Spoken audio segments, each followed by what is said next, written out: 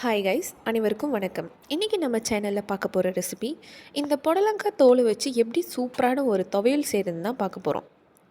இந்த துவையல் நீங்கள் சாதத்துலேயும் வச்சு சாப்பிட்லாம், இல்லை இட்லி, தோசை, சப்பாத்தி இந்த மாதிரி கூட நீங்கள் வச்சு சாப்பிட்லாம். அதுக்கு ஃபஸ்ட்டு ஒரு பேனில் உளுந்து, வெங்காயம், தக்காளி, பூண்டு, இஞ்சி ஒரு ஸ்லைஸ், பிறகு கேரட் 3 ஸ்லைஸாக நான் வெட்டி வச்சுருக்கேன்.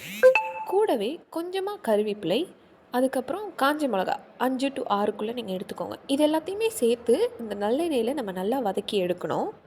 இது இதோட பச்சை வாசனைகள் இதெல்லாமே நல்லா வதங்கி வந்தால் தான் நம்ம அரைக்கும் போது சூப்பராக இருக்கும்.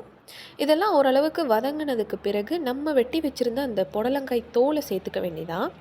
இது எல்லாத்தையும் சேர்த்து நல்லா ஒரு முறை வதங்கி வரணும். இது வதங்கி வரத்துக்கு ஒரு 5 to 10 மினிட்ஸ் வரும். அதனால் கிளறி விட்டுக்கிட்டே இருங்க.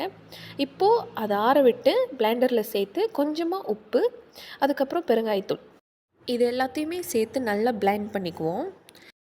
இது எல்லாமே சேர்ந்து ஒன்றோட ஒன்றா நல்லா பிளெண்ட் பண்ணி வந்தால் தான் இதோட டேஸ்ட் ரொம்ப சூப்பராக இருக்கும். இப்போ பாருங்கள் எவ்வளோ சூப்பராக இருக்குல்ல. இந்த துவையலை வச்சு நீங்கள் இட்லி, தோசை, வெறும் சாதத்தில் வச்சு சாப்பிட்டா கூட அவ்வளோ சூப்பராக இருக்கும். நீங்களும் மறக்காமல் ட்ரை பண்ணி பாருங்கள். இந்த ரெசிபி பிடிச்சிருந்துச்சுன்னா நம்ம வீடியோவுக்கு ஒரு லைக் தட்டி விடுங்க.